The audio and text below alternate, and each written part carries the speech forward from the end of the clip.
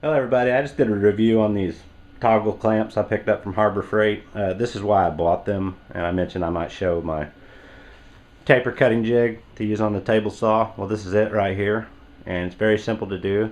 I actually found a good write-up online from GaryMKatz.com. That's K-A-T-Z. He's got a real good write-up on this. I'm just parroting what he has done, kind of put it in the video for him, show how I made this. So let me get into it. It's very simple. It works great. The board I'm using is just a piece of 3/4 plywood I had laying around.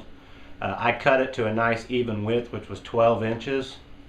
You don't necessarily have to make it any specific width, but I made it wide like this because I'm doing pretty narrow cuts here, so I can move these things back, reposition them, and I can make larger tapers or tapers on wider boards or whatnot. So what I'm doing with this is I'm actually making a tapered column wraps for the front of my house, and they're just very slightly tapered. They're 7 inches on the bottom and 5 inches on the top, and they're about 51 inches in overall length. So it's very, very slight, but it is there.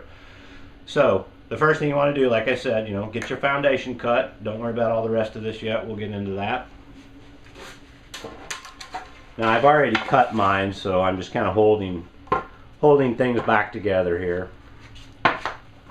So hopefully I'm in the shot. So whatever your overall width is, and in this case mine is 7 inches, cut your stock to that 7-inch width, and then from that point measure and find the center of your stock, which in this case would be 3.5 inches, and then whatever your narrow side of the taper is going to be, in my case 5 inches, just come back and make your marks. So in my case I came back 2.5 inches, marked it in either direction off center. So that's how you lay out your board to get this thing working right. Now what you're going to want to do now is,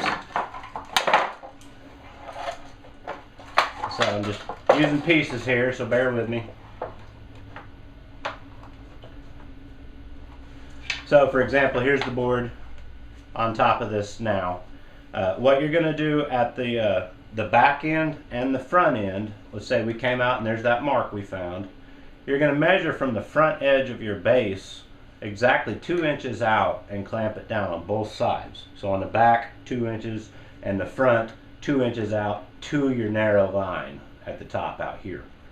Clamp it down to that board. Once you get that in place, you simply come in with some scrap stock. I'm just using 1x3, and basically build a frame around it, screw it down, and on the end I'm just using a 1x2 as a backstop down here. So that is it in terms of laying this out to cut that particular taper I just noted. And it works the same on any taper you're doing. Just follow those directions and you'll be fine. From that point I installed 2 toggle clamps, which are the ones that will actually hold the workpiece to the sled.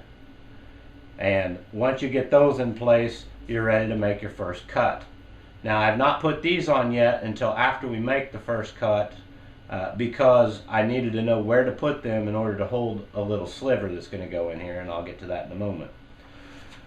So to set this thing up on the table saw, since I used a 12-inch width for my base, good even number, I added 2 inches out overhang.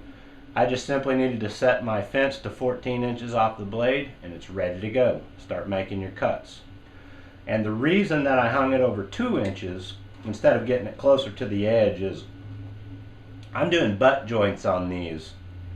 So my narrow boards are going to be 1.5 inches narrower than my wide board, so they'll go together with butt joints, and that gives me the overhang I need to cut both pieces without having to change anything.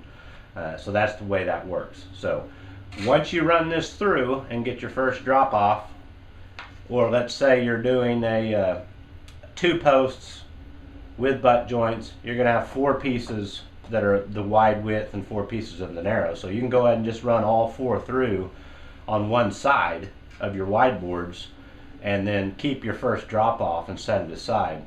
So once you get that taken place and done, I'm going to actually bring in here my actual drop off that I used right here. And I just snapped some of the end off of it, you know, because it's really thin. So take this out of the way. And at this point, you're just going to simply flip your board over and take your drop off and put it in here, like so. And you're going to slide this drop off in or out depending on where you need to set it. And you're going to remeasure off 2 inches out to the mark here. And like I said, you know, we would still have this piece attached right here at this moment.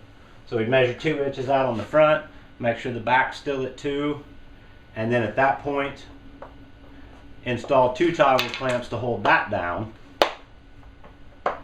like so.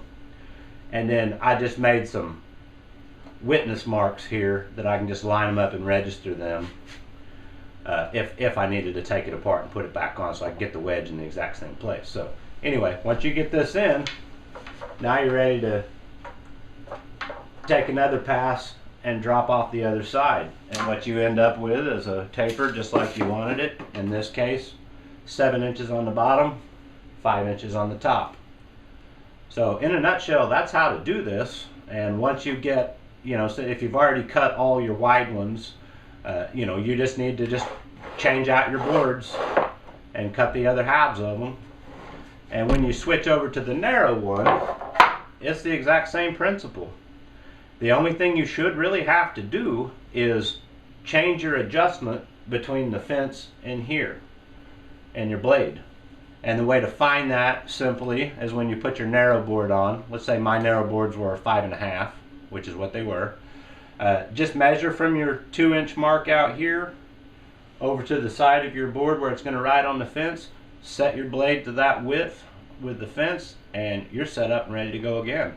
I mean, this thing really did turn out great, and it was a very good ride-up, very easy to make. It probably took me about 15 minutes to make the actual sled here, and then, I don't know, after everything was cut to width and length, it probably only took me about 15 minutes, you know, to rip everything down and have it complete and ready to go on.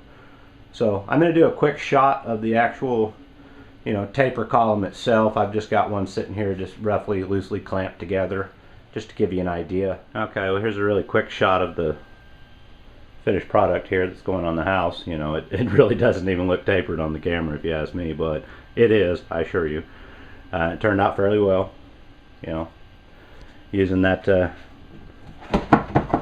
jig to send it through the saw. You know, and there's the other shot of it on the side.